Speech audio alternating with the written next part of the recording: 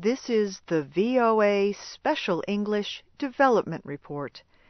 Officials from some of the world's leading banks were in the Netherlands last week for a conference on microfinance lending. The Dutch government and the non-profit organization Women's World Banking organized the two-day meeting. Mary Ellen Iskandarian is president of New York-based Women's World Banking. She told us from The Hague that people generally think of microfinance only as credit, a small loan to start a business. But she says her group has found more and more demand for other kinds of services. The organization is working with banks to offer products like, for example, life insurance policies. She says the question is not if commercial banks can offer microfinance services in a profitable way. The question is how. The bankers discuss things like the use of mobile phone technology in banking and the ability of banks to offer services in rural areas.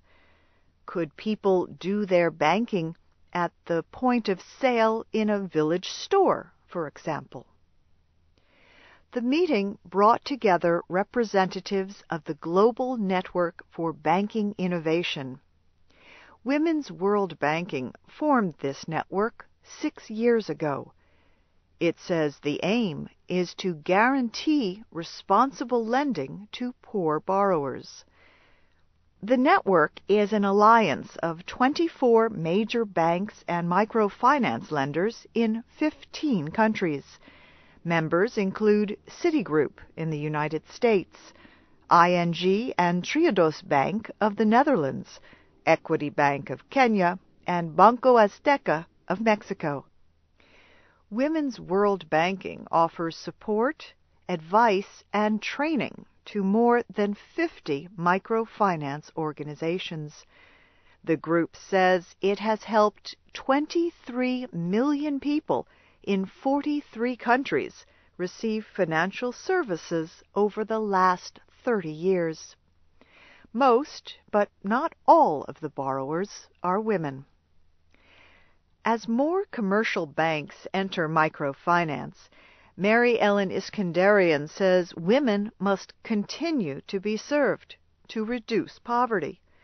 She says research has shown that for every dollar a female borrower earns from her business, 98 cents is reinvested.